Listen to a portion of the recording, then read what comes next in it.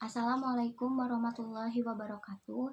Izin memperkenalkan diri, saya Regina Aulia Oktaviani dengan NPM 1003032210013 dari kelas PG PAUD-A akan mempresentasikan mengenai peran peer group pada anak usia dini dan kemandirian pada anak usia dini.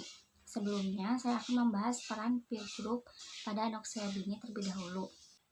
Menurut Sunarto, tahun 2004, peer group merupakan teman bermain yang terdiri atas kerabat maupun tetangga dan teman sekolah di mana seorang anak itu mulai belajar nilai keadilan. Sedangkan menurut Riyanti dan Hedro tahun 1998, peer group adalah salah satu ciri yang dibentuk dalam perilaku sosial di mana perilaku kelompok tersebut akan mempengaruhi perilaku serta nilai individu yang menjadi anggotanya sehingga individu tersebut akan membentuk pola perilaku dan nilai yang baru yang pada gilirannya dapat menggantikan nilai serta pola perilaku yang dipelajari di rumah. Perkembangan peer group terhadap individu dan kelompok memiliki pengaruh positif dan negatif. Pengaruh positif diantaranya individu akan lebih siap menghargai kehidupan yang akan datang. Yang kedua, individu dapat mengembangkan rasa solidaritas antar kawan. Yang ketiga, setiap anggota akan dapat membentuk masyarakat yang akan direncanakan sesuai dengan kebudayaan yang mereka anggap baik. Dan yang keempat, setiap anggota dapat berlatih memperoleh pengetahuan, kecakapan, dan melatih bakatnya. Yang kelima, dapat mendorong individu untuk bersikap mandiri. Yang keenam, menyalurkan perasaan dan pendapat demi kemajuan kelompok. Sedangkan pengaruh negatifnya yaitu sebagai berikut. Yang pertama, sulit menerima seseorang yang tidak mempunyai kesamaan. Yang kedua, tertutup bagi individu lain yang tidak termasuk anggota. Yang ketiga, menimbulkan rasa iri pada anggota satu dengan anggota yang lainnya yang tidak memiliki kesamaan dengan dirinya. Yang keempat, timbulnya persaingan antar anggota kelompok. Dan yang kelima, timbulnya pertentangan antar kelompok sebaya. Fungsi dan peranan peer group yaitu mengajarkan kebudayaan, mengajarkan mobilitas sosial atau perubahan status yang lain, membantu peranan sosial yang baru sebagai sumber informasi bagi orang tua dan pendidik, bahkan untuk masyarakat, belajar saling bertukar perasaan dan masalah, mengajarkan moral orang dewasa, individu dapat mencapai kebebasan sendiri, dan belajar mengontrol tingkah laku sosial. Peran teman sebaya melalui kegiatan main mempunyai pengaruh terhadap aspek-aspek perkembangan anak.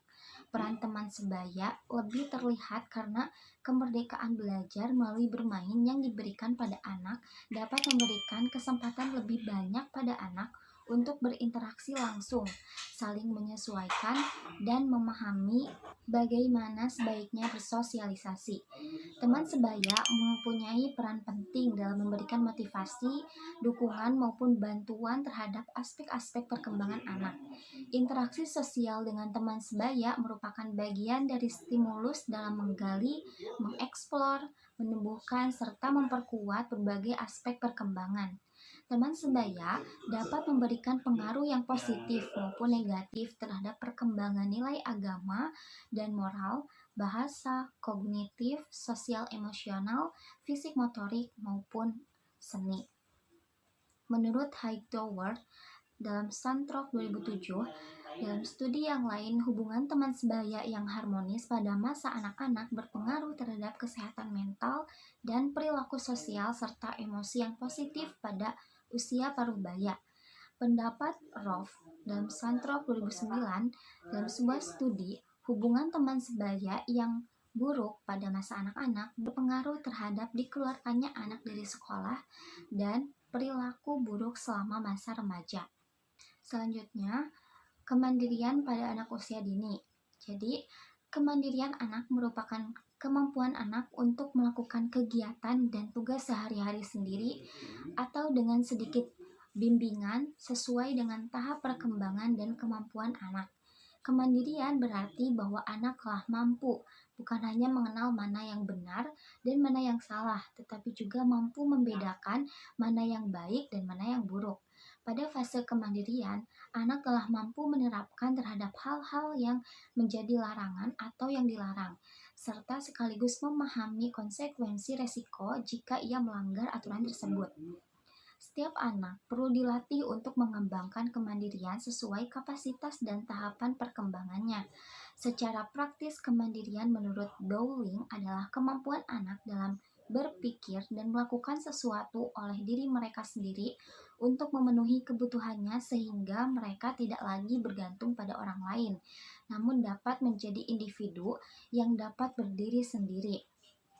Anak yang mandiri cenderung lebih positif di dalam kehidupan kesehariannya, lebih banyak berprestasi di bidang akademik, dan terlihat lebih percaya diri dalam menyelesaikan tugas sehari-harinya, menurut Dewi tahun 2014. Anak usia dini akan mengalami pertumbuhan dan perkembangan yang berlangsung cepat sejak usia kelahirannya hingga usia 6 tahun. Masa ini merupakan masa yang sangat strategis bagi perkembangan dalam aspek kemandirian di usia selanjutnya, menurut Harry 2015. Perkembangan potensi dan kemandirian anak yang dilakukan sejak usia dini akan menumbuhkan kesiapan dalam menjalani dan mengikuti perkembangan zaman. Anak usia dini dapat menjadi pribadi yang mandiri. Peran keluarga utamanya, yaitu orang tua, harus memperhatikan beberapa hal yang mempengaruhi kemandirian anak. Pola asuh orang tua kepada anak, hubungan anak dengan orang tua yang harmonis akan membentuk kemandirian pada anak usia dini. Hasil penelitian terkini menunjukkan bahwa kemandirian anak akan terbentuk apabila anak sejak usia dini telah dipersiapkan dan diajarkan untuk belajar dalam melakukan hal-hal yang bisa dilakukan sendiri. Menurut Rahma tahun 2016, kemandirian merupakan aspek penting yang sebaiknya dimiliki setiap anak karena berfungsi untuk membantu mencapai tujuan hidupnya sehingga akan sukses serta memperoleh penghargaan dan pencapaian yang positif di masa mendatang. Apabila lingkungan sekitar mendukung, maka akan terbentuk pribadi yang mandiri, mampu mengambil keputusan dan bertanggung jawab dalam melakukan berbagai tindakan yang telah dilakukan. Tanpa didukung sifat mandiri, anak akan sulit untuk mencapai sesuatu secara maksimal. Menurut Martinez tahun 2013, kemandirian anak ditinjau dari segi saling berbagi dapat dilihat dalam bekerja sama. Dalam kehidupan sekolah, anak tidak hanya sendiri, melainkan terdapat teman-teman lain yang seusianya. Guru harus memiliki cara untuk membuat anak meningkatkan kemandiriannya dengan cara membiarkan anak membentuk kelompok dan bekerja dalam kelompok. Kemandirian pada seorang anak dapat dilihat dari kegiatan anak sehari-hari yang terwujud pada perilaku emosinya dalam kehidupan sosialnya. Upaya yang dapat dilakukan dalam mengembangkan kemandirian anak ini sebagaimana yang disarankan oleh Ratri Sunar Astuti dalam Susanto 2017, yaitu anak-anak didorong agar mau melakukan sendiri kegiatan sehari-hari. Anak diberikan kesempatan sesekali mengambil keputusan sendiri, diberikan kesempatan untuk bermain sendiri tanpa ditemani sehingga terlatih untuk mengembangkan ide dan berpikir untuk dirinya, dan melatih anak untuk mensosialisasikan diri sehingga anak belajar menghadapi problem sosial yang lebih kompleks. Ciri-ciri kemandirian anak yaitu memiliki kecenderungan dan kemampuan dalam memecahkan masalah, tidak takut mengambil resiko karena sudah mempertimbangkannya, percaya terhadap penilaian sendiri, memiliki kontrol yang lebih baik terhadap kehidupannya. Covey menegaskan bahwa kemandirian memiliki ciri-ciri yaitu secara fisik mampu bekerja sendiri, secara mental dapat berpikir sendiri, secara kreatif mampu mengekspresikan gagasannya dengan cara yang mudah dipahami, dan terakhir, secara emosional kegiatan yang dilakukannya dapat dipertanggungjawabkan sendiri. Faktor-faktor yang mempengaruhi kemandirian anak menurut Santrok yaitu lingkungan keluarga dan masyarakat, pola asuh, dan pendidikan memiliki sumbangan yang berarti bagi kemandirian, yakni interaksi sosial dan inteligensi. Untuk melatih kemandirian pada anak dapat dilakukan dalam beberapa hal, seperti mendorong anak untuk membereskan mainannya sendiri, memakai baju sendiri, mendorong anak untuk membersihkan meja apabila kotor, memuji anak jika mereka sudah mencoba untuk menjadi mandiri.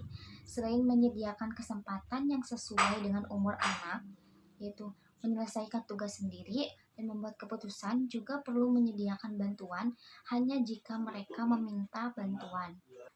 Sekian yang dapat saya sampaikan. Mohon maaf apabila terdapat banyak kesalahan. Terima kasih atas perhatiannya. Wassalamualaikum warahmatullahi wabarakatuh.